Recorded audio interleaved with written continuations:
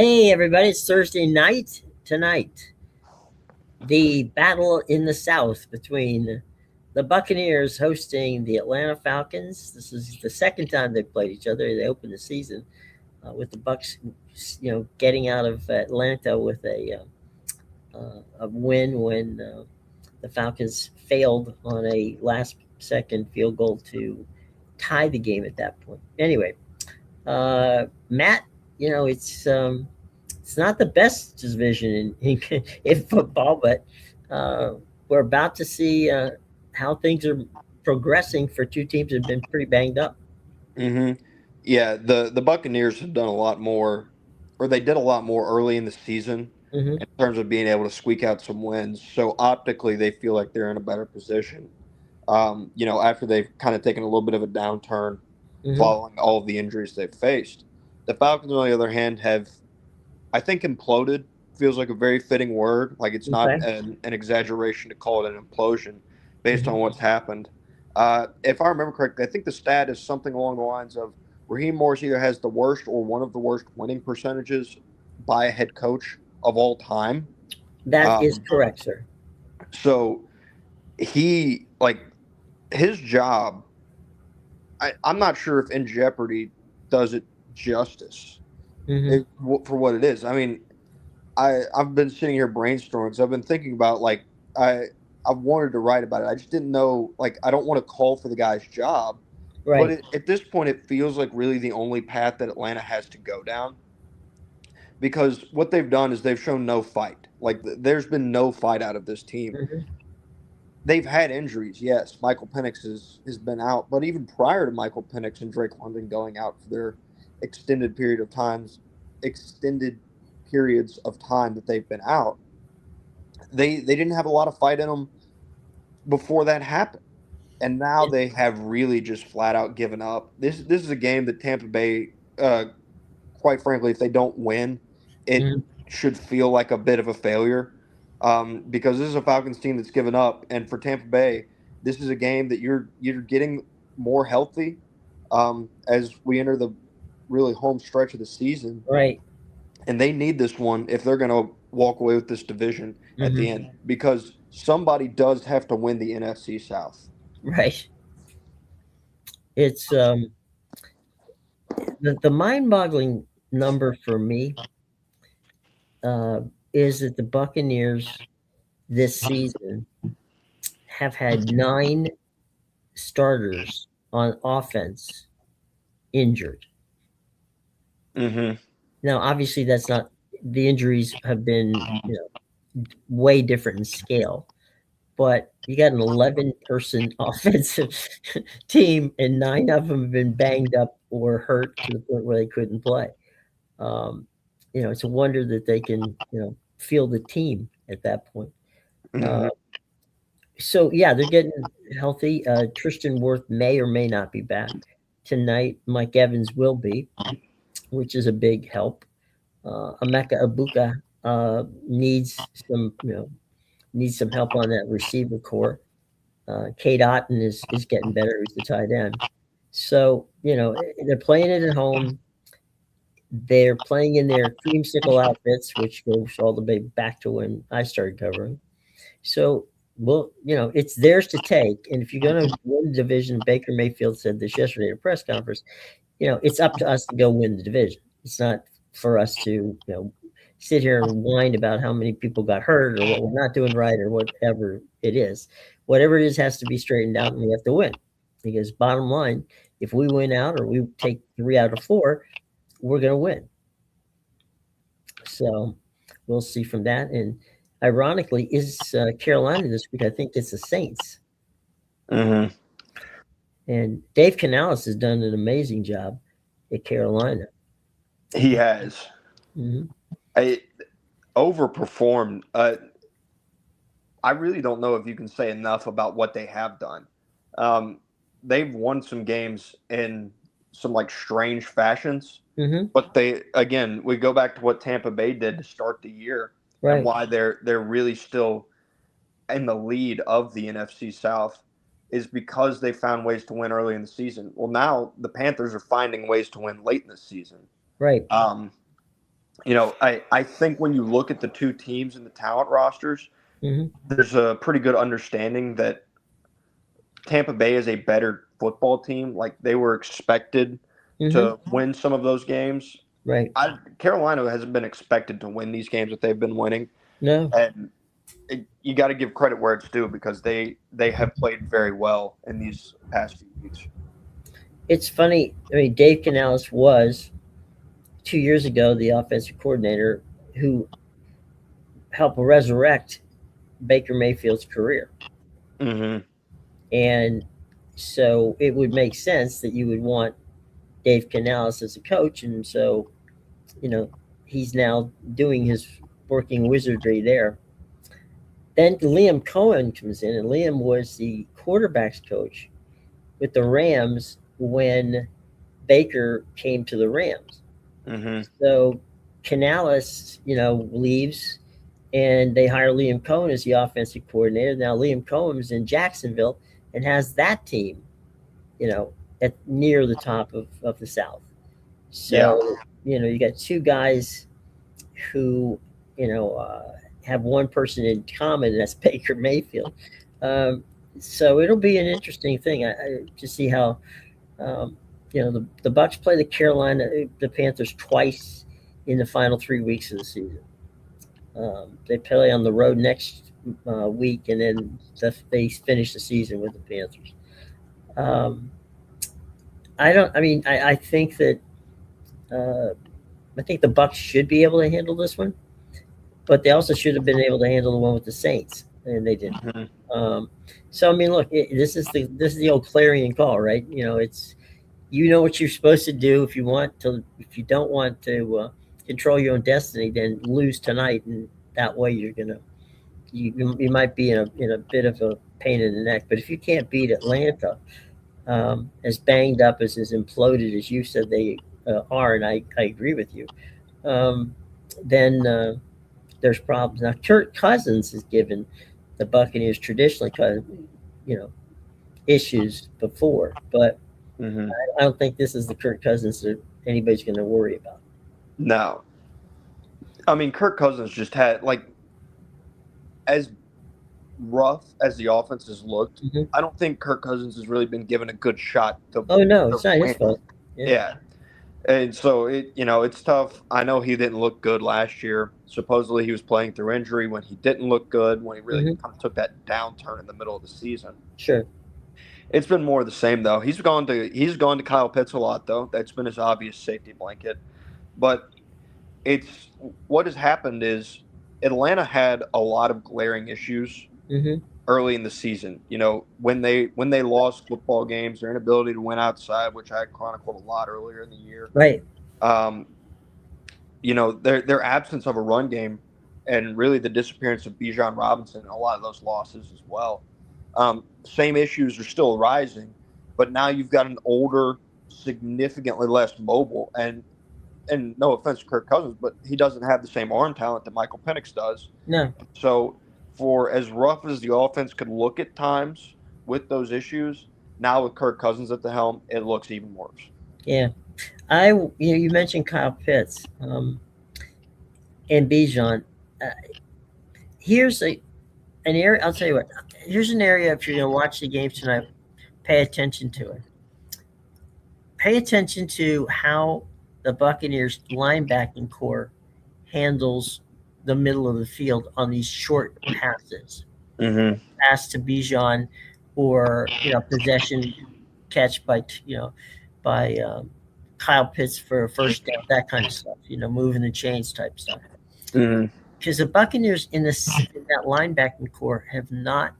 That's where their Achilles heel has come this season, which is why I suppose they brought in JPP to see if he could play. Um, Now, I spoke to guys down there this morning, and they tell me that JPP was surprisingly good and fit, to play. Now, Mm-hmm. you know, I don't know what the I don't know what the uh, football equivalent is to a pitch count, but I think that's what they're going to have with him. They'll put certain packages where JPP will be in the game, so we'll see. And that's if they activate him. I mean, we'll have to see if that happens as well. Hmm. Around 5 o'clock this afternoon, we'll know whether or not he's been activated. But yeah, for tonight, I would pay attention to that because if Atlanta, is to be successful, that's that's where they'll make up the bread and butter right there in the center of the field. Hmm. Uh, Yeah, and it's if going to be a lot. Bucky Irving on the other side, if Bucky Irving can get his legs back under him, he and White on the running game should keep Atlanta because I know Raheem is blitz crazy. Um, it should keep Raheem honest. Hmm. Yeah, I just don't. I don't really see like it's the NFL, so anything can happen. Right. I just don't know how Atlanta would win this football game. Quite honestly, Hmm. I just don't see the path for them. But I mean, you've chronicled many times exactly what you know the problems are of the of the Falcons, and you have to wonder. And this is a problem with Raheem. Okay, Hmm. Raheem is one of the nicest men you're ever going to meet. He is from the Dungy camp, right? Hmm. So he's very honest and very open. I honestly, and this is not to, he's a tremendous defensive coordinator. Okay, Hmm. he's a smart guy in that room. I I was really surprised when Atlanta hired him. Yeah, He would not have been the first guy on my list. As much as I like him as a person and respect him as a football mind. yeah. I mean, you look at the list of some of the guys that Atlanta had interviewed Hmm. back when they were going through that process, and Hmm. you look at it, you go, like, man, like they had Ben Johnson in the building. That was one of the guys they had. They They had let him out of Vrabel. town. Yeah, they had Vrabel in the building for an interview. Like there's a bunch of guys right now who are having a lot of success at other places. Meanwhile, Atlanta's faltering with Raheem Morris at the helm. Yeah, I mean it's going to be interesting to see how that is. That game, of course, tonight on Prime Video. Kickoff is right around 8 o'clock. Pregame show at 7, and then of course the postgame stuff. So it kicks off the season this week, and we only have 4 more regular season games to go. So Yeah, we'll see how this little melodrama plays out. yeah, it's a short season, a lot shorter Yeah, than I think people typically give it credit for. yeah, Uh, I think for the people in Atlanta, they're probably pretty glad it's a short season, if I had to guess. yeah. I would think so as well. It's going to be tough. All right, so let's pop from the Buccaneers and Falcons game tonight to the bizarre situations going on at the University of Michigan. Yeah. Uh, I mean, it's we don't know what we don't know, and so I'm not going to speculate on anything because I don't know. Hmm. Reports have been very sketchy as to what happened. All we know is that Sharon is not coaching in Michigan anymore, Hmm. Yeah. and that interestingly enough puts a very crazy spin on the coaching carousel as to who will be the next football coach in Ann Arbor. Hmm. And like it, dislike it, whatever, you know, anybody will tell you, that's probably the fifth. I mean, it's a top five job. Yeah. Yeah. One of the best jobs in Yeah, football. the amount of money that they can accumulate in 10 minutes is phenomenal. Hmm. Um, and the big house is the big house. It win, lose, or whatever that play, they pretty much sell it out. So Hmm. it is a great it's a great gig. Now, who's going to get that gig? I have no idea. But Hmm. I I do know that the people at Michigan are far more advanced in how they do things than what happened at Penn State. So I don't think that's going to take a long time. I think right now they're going to have to figure out who is the guy they want and how do we get him out here, over here. Mm-hmm. Yeah. So the reporting is that Sharon Moore is fired for cause. Right. So he loses $13 million. So he's fired for cause for a relationship with a staffer. Mm-hmm. Certain details about that relationship are out there. Mm-hmm. If you choose to go look them up, obviously there's nothing that's going to stop you from that. But I personally won't share them. I won't have them come out of my own mouth. At least is what I'll say. I agree. Um, That's why I didn't say anything. I mean, if yeah. the last thing we want to do is, he's presumed innocent until proven guilty. Mm-hmm. And we don't know what the police report was about. We don't know who the staffer is. There's been speculation as to who the staffer was. Mm-hmm. Who it may very well be. I don't know. Yeah. But at the end of the day, I, like you, feel it's best to shut up when I don't know anything than to speculate on something that has such an impact on so many lives. Mm-hmm. When Yeah. a coach gets fired, the head coach gets fired, everybody on that staff, and there's a big one in Michigan, we're talking probably 40, 50 people that are on his staff, their jobs all automatically become very, very, very, very, very curious. You don't know how it's going to end. And am I going to stay? Am I going to go? Who's the new coach? What is he going to want?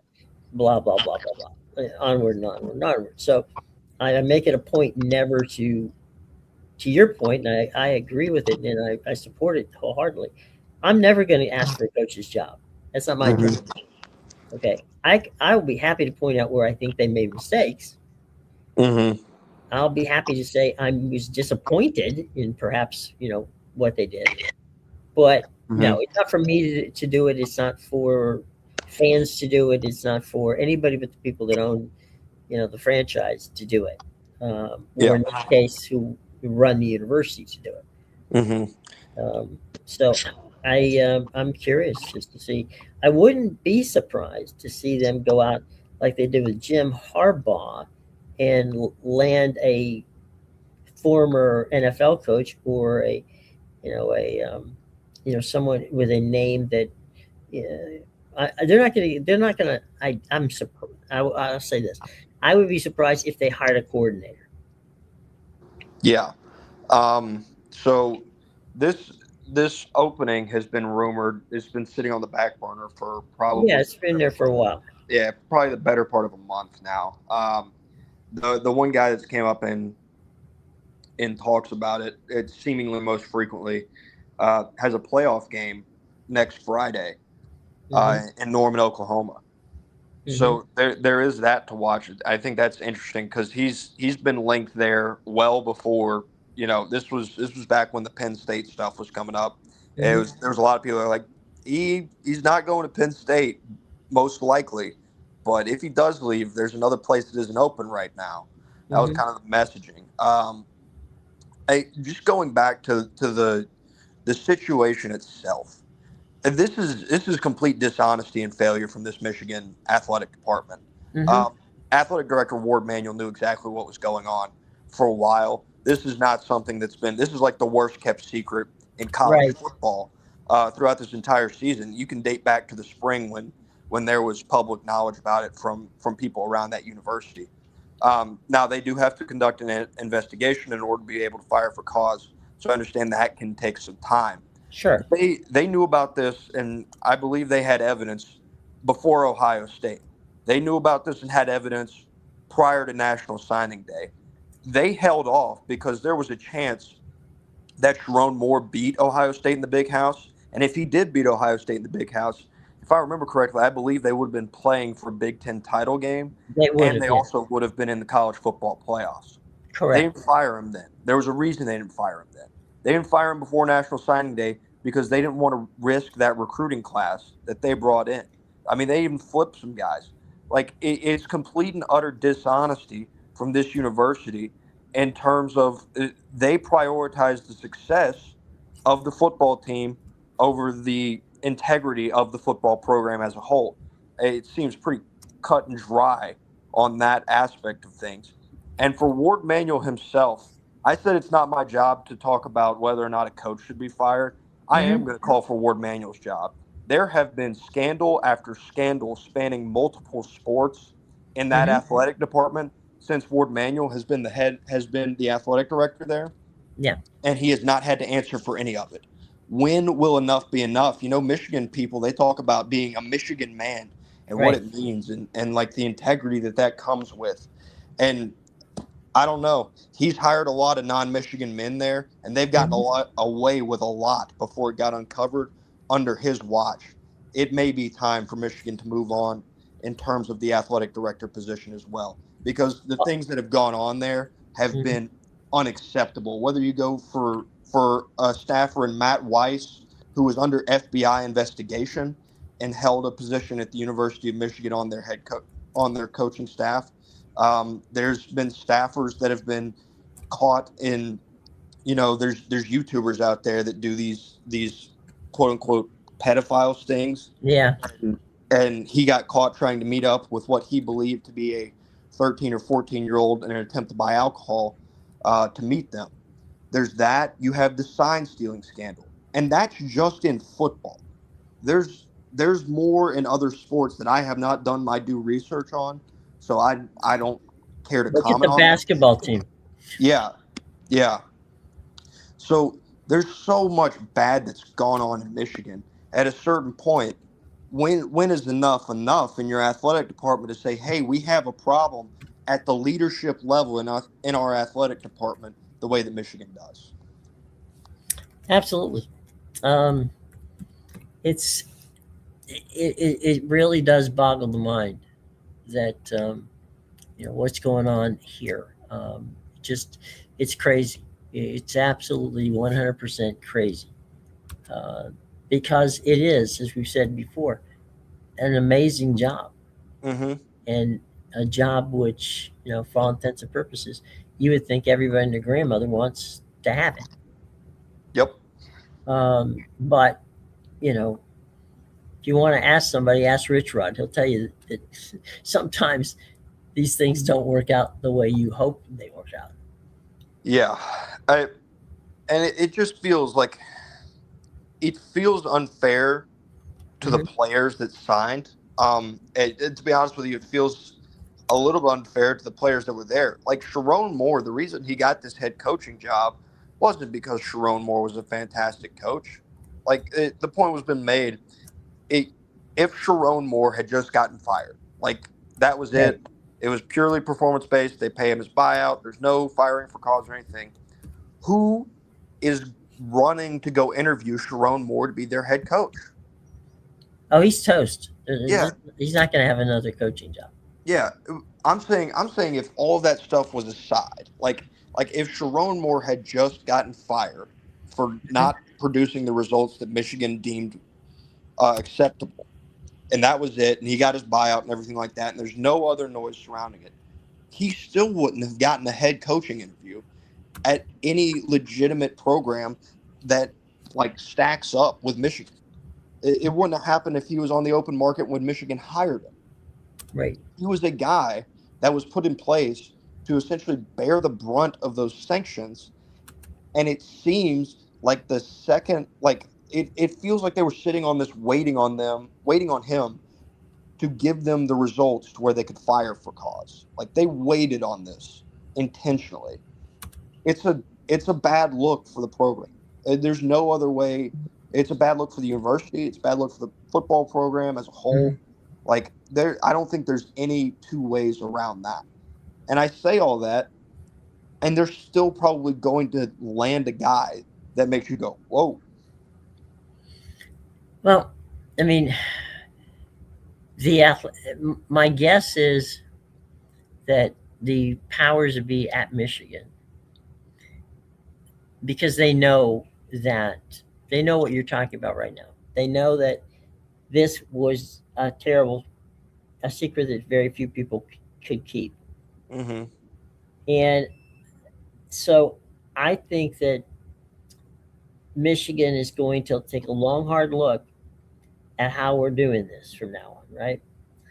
I, Mm-hmm. I think Michigan's forward thinking. They realize that, like Rob Higgins, the CEO at USF, and Kubiak and all the other, people around, uh, who are professional football guys, that in essence, they don't need an athletic director anymore. They need a general manager. Mm-hmm.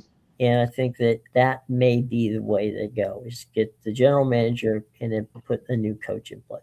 Mm-hmm. Because as quickly as they want to win, and believe me, they do, in what happened at Ohio State, that they had they had their number for a while. Then Ohio State came back and beat them. Um, I think they want to get it right, and the Harbaugh thing. I mean, let's face it, Jimmy was in trouble, when he was there. Mm-hmm. And Yeah. so part of the reason he got out of there. Mm-hmm. I think people tend to forget that prior to when the alleged sign stealing began, Mm-hmm. Jim Harbaugh's hot seat was like boiling, Yeah. like Earth's core hot, kind of a hot Mm-hmm. seat that he had. And then, they had a magical turnaround starting in 2021, Mm-hmm. um, and they went on that run.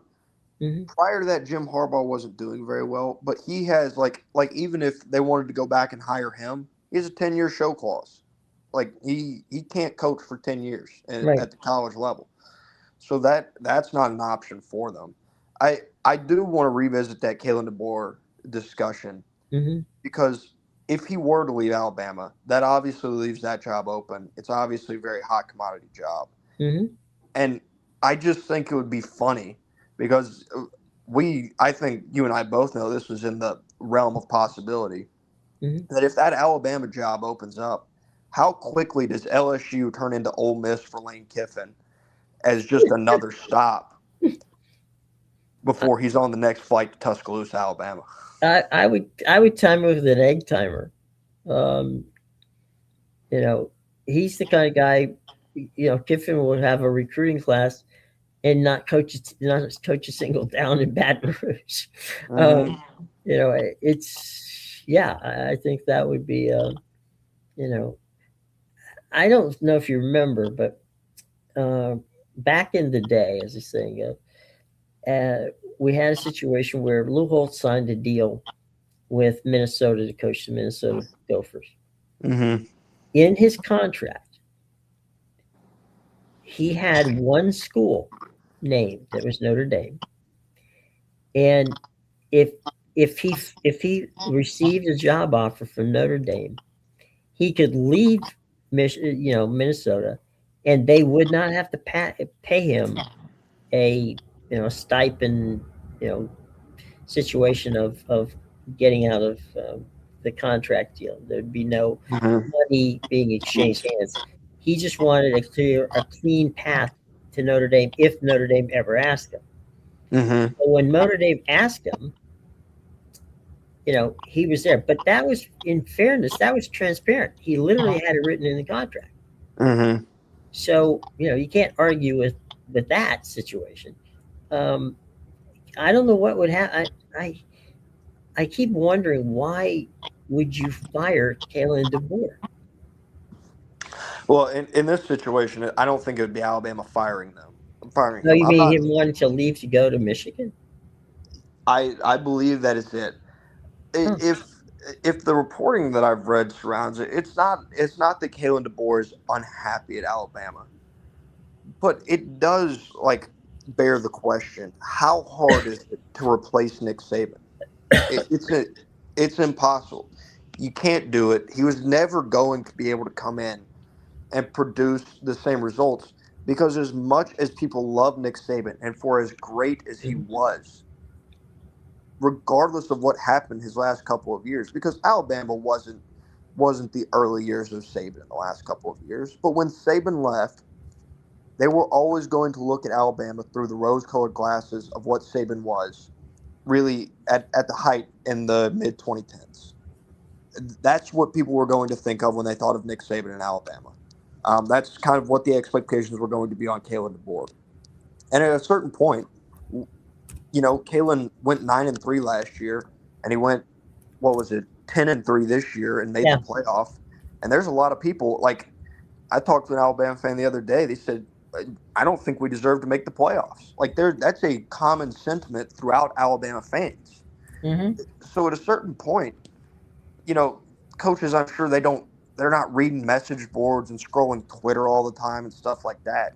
But they hear stuff. Like he knows the way the fan base feels about him.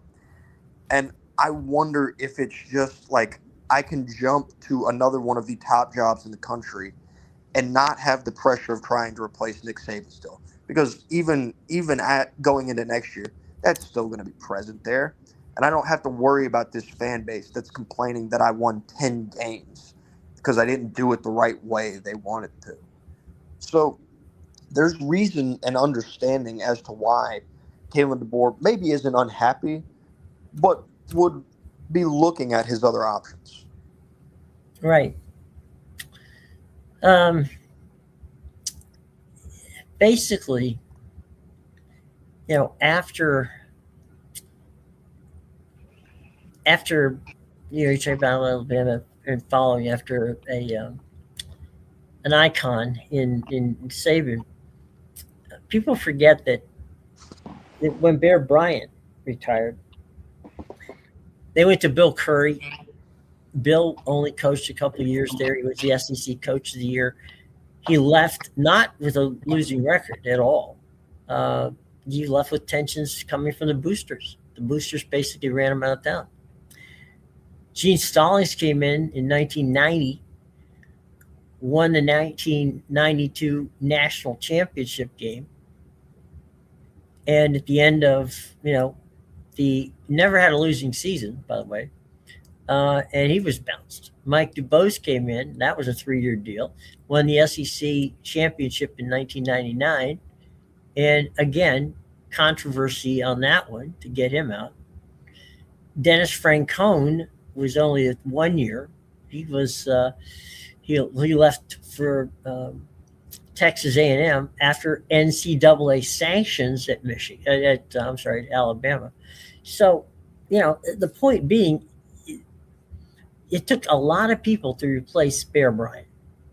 It's not, it's expectations beyond necessarily reality. If your expectations are that you're going to win a national championship every year and you don't win it every year, then, hell, they both, as you said, they made the playoffs.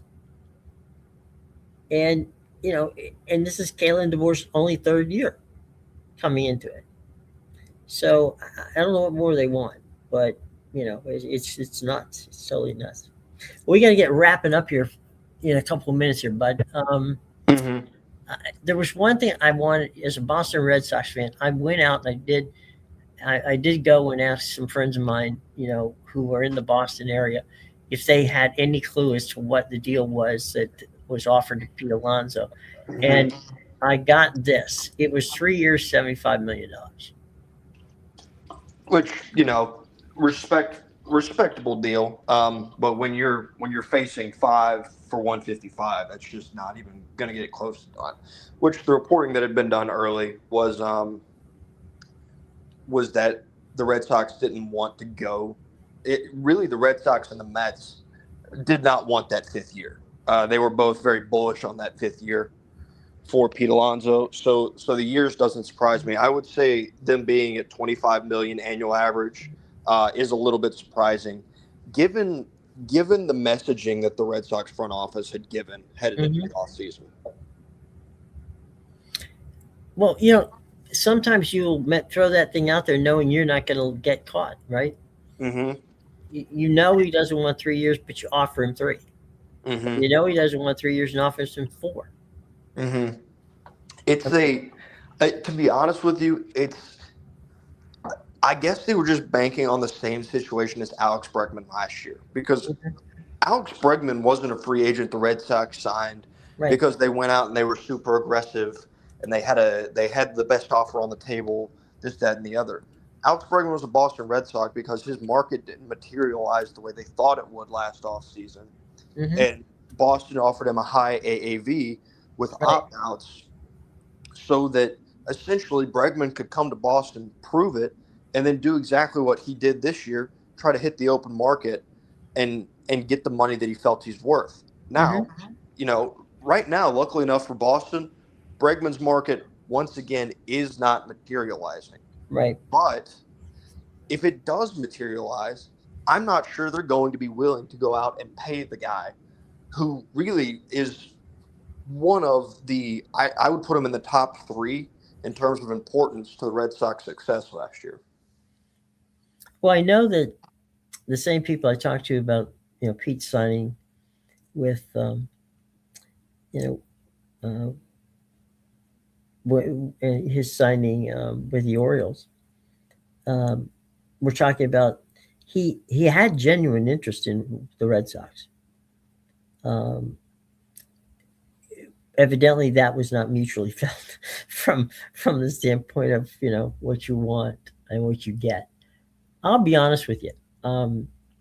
I think 5 years, 150 for Pete Alonso, if you're the Red Sox, isn't a bad deal.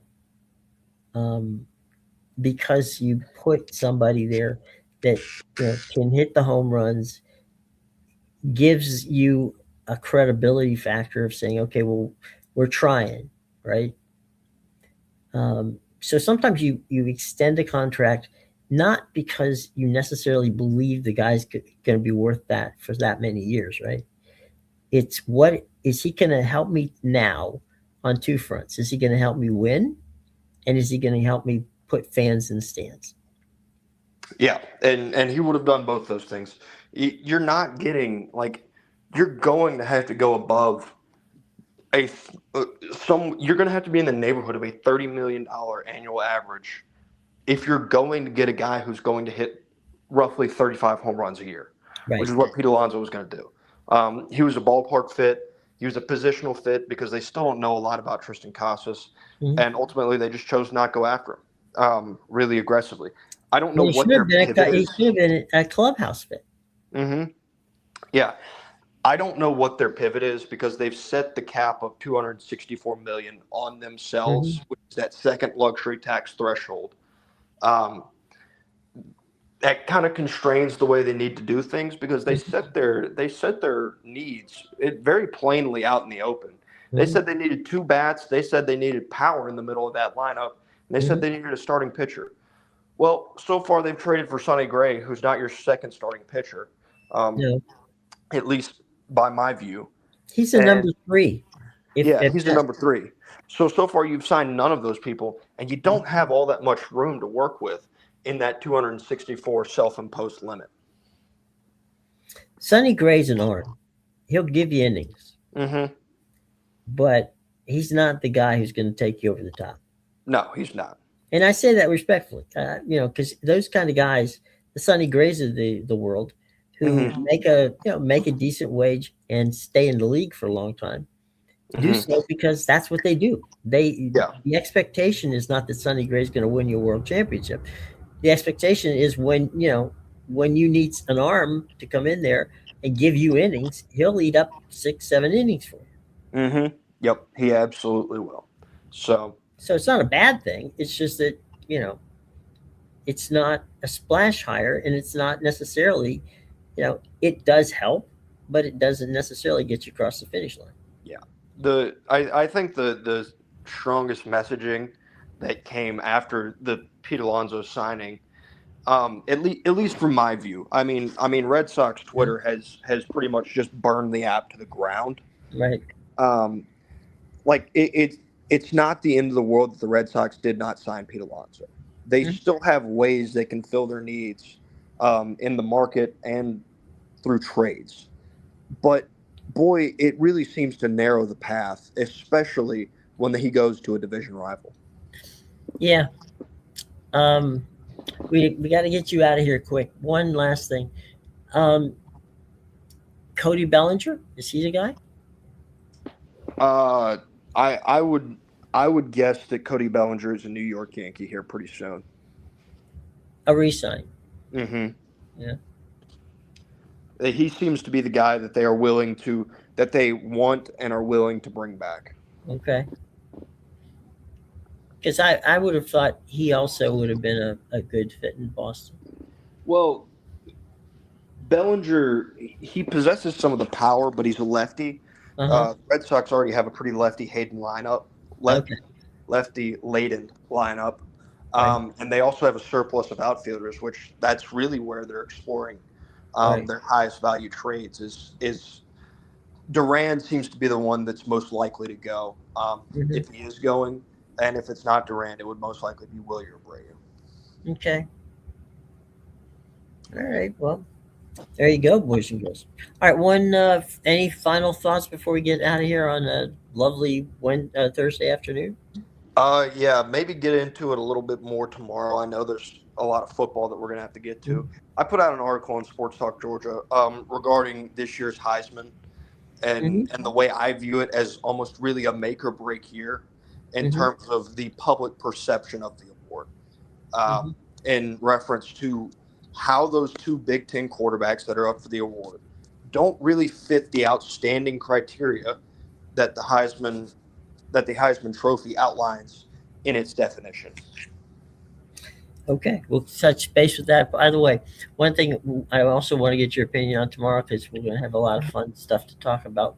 Not a lot of college football to talk about, but anyway, and that is Rick Neuheisel's proposal to move a number of the bowl games to week 0 and move forward that way, and then still have some have the Year 6 bowls and some of the bowl games afterwards. But that if you had 6 or 7 week 0 bowl games that pit top flight teams against each other, that might be a new way to go. Yeah, So no, that's we'll dive into that tomorrow when we have more time. But yep. Definitely, I think that's a topic worth talking about. Absolutely. So, all right, everybody. Thank you so much for joining us this afternoon. We're going to get moving along, and we will see you tomorrow around. Actually, we'll see you tomorrow at noon or 1. I will put it out on Twitter what that's going to be. We'll figure that out and get it to you as soon as possible. Okay. Take care, everybody.